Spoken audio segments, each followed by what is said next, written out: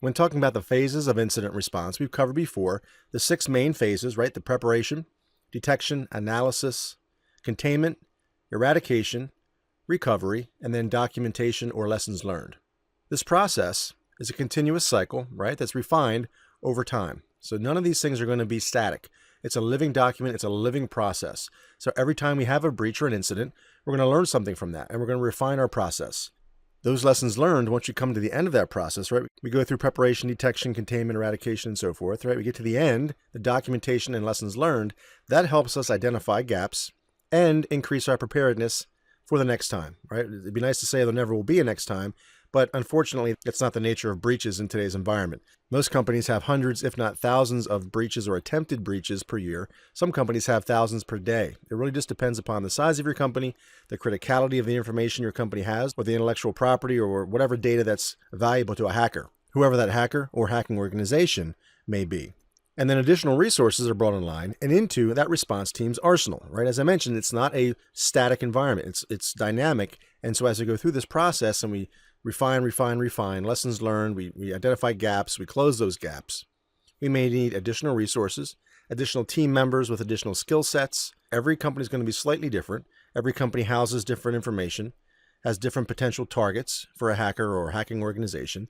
So there is no one set document that will cover everything. There's certainly a guideline and a best practices, but as you go through this, you will identify specific things that are unique to your organization and correct or add to that arsenal accordingly.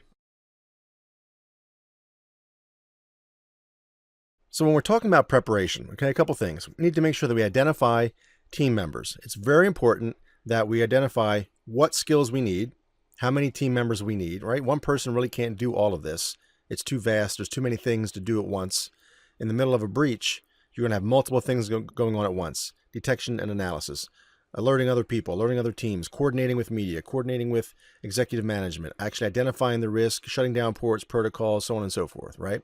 There's going to be a lot of things that may need to happen concurrently, right, or in tandem in the middle of a breach. So it's really too much for one person to handle typically. So we need to identify those team members. We need to identify and define roles and responsibilities. It should be clearly defined who does what and in what order. We're in the middle of some type of crisis. We have a playbook, right, or a run book we can go by and say, okay, you do this, I'll do this, Sally will do that over there, he's going to take care of that piece for us. Everybody works in concert and attacks the problem as a cohesive unit, right? It's very important to have that synergy. And then also develop defense in-depth strategies. These things should be spelled out ahead of time. Shouldn't have just one lock on the door, right? We've talked about it here. We've talked about it in Security Plus. There's many things that we can do so that if a hacker breaches one method of defense, there's still another, perhaps 2 or 3 more that they have to get through before they can get into our network and into our systems. So make it as difficult as possible. That also gives you time to become alerted. It gives you time to remediate before they penetrate all of the defenses and get at your critical systems. In the detection and analysis phases, properly trained teams can assist and expedite all phases of the incident and response process. All right, so having that team in place, properly trained, running smooth, that's going to help all phases of that process. All right, so it's important to understand that. So a quick assessment can determine the level of impact and also help direct containment and mitigation efforts. So that quick initial assessment, is this malware or is it not? Is this a virus? Is this a hacking attempt that came in through maybe a specific port or a protocol, or they did some type of SQL injection, or they had a USB stick that was infected and brought into our system, or it was an infected laptop, or what have you. By identifying the source and the type of threat, the type of incident we're dealing with here, can help quickly identify the level of impact. Is it going to be a nuisance, or is it going to be a multi-million-dollar event? Are we going to lose customer information, right? How quickly can we stem that bleeding? That helps direct containment and the mitigation efforts. Also, analysis of event files, log files from things like intrusion detection systems, firewalls, routers, switches, directory servers, etc., etc. Anything on our network that can be audited or that creates log files that can be parsed and then correlated across different verticals, right? We can correlate timing and so forth from our routers and switches, our firewalls, IDS systems, access to directory servers, or perhaps pieces of critical infrastructure. If we're able to aggregate and then correlate those events across all those devices at one time, it allows us to quickly get a picture of what's happening, right, and how it's happening. So all of those network systems should be brought into play. That helps us determine the true intent of that attack. So is your company the clear target? In other words, are you the goal, or is someone just probing? They happen to come across one of your systems and they're just probing just to see what's there, right? It's the old hacker mantra. Well, why'd you climb that mountain? Well, because it was there. Sometimes people just want to probe and see what they can see. They don't have a specific goal. They're not trying to necessarily steal something or destroy something. They just want to see if they can get in, more or less as a badge of honor, if you will. Alternatively, was your business the actual target, or are you a side door attack to some other company? And as I mentioned earlier, as far as things being a clear target or just probing, was this a true attack or just someone doing an initial network or a resource mapping? They want to come in and probe our network and see how things are laid out. What are our routers and switches? Do we have a single namespace? Do we have different IP spaces for different areas? Naming conventions, what type of systems do we have?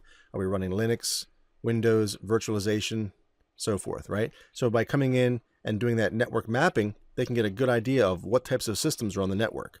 So by having that properly trained team, we can identify and say, okay, is this a breach? Are we really in all hands on deck mode and we have to go in and start bringing all of our resources to bear to try to confront this and contain it?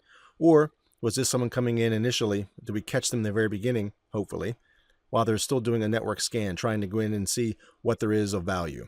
So by being able to identify that, it allows us to quickly attack that in the proper fashion, assign resources correctly, and address that threat appropriately. Now, when it comes to stopping the spread, we want to focus on a couple things. Containment. All right, so containing a security incident is going to help mitigate loss. As I mentioned, the quicker we can contain that spread or that initial infection of that piece of malware or virus or whatever the case might be, focusing on malware here, the quicker we can contain that, the quicker we can mitigate loss. We can kind of stem the bleeding, if you will. So after containment, then comes eradication. So eradication, it may consist of actually disabling compromised accounts, taking that machine out of service, obviously.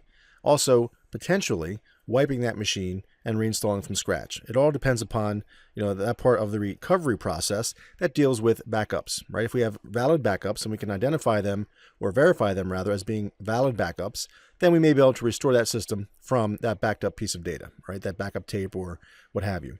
If it's not, however, then we may need to completely blow that system away or wipe that system or re-image that system. Also check it for rootkits and things along those lines, because we want to make sure that that system is not compromised beyond what we initially thought. So when it comes to eradication and recovery, a few things I talked about, we may need to disable affected accounts, right? We have to identify how that piece of malware was installed, what user account was used. Is it affecting admin accounts? Is our system set up or is our network set up to have admin accounts disabled by default, right? If there's a service account that it somehow is able to attach itself to and then spread throughout the network using that service account, we have to identify that quickly and disable that account so it can't spread. All right, so it just depends upon the nature of that piece of malware. Next, we have to identify what ports and protocols that piece of malware uses. And as I'm sure you're guessing, shut down those ports and protocols, or at least monitor them very closely to make sure that malware is not spreading to other systems across that same transport mechanism, right? That same port or that same protocol. Next, recover from backup, as I mentioned. We'll verify that the backup is in fact good. If it's not, then we need to do a fresh install, right? It's going to depend upon, again, the nature of that infection.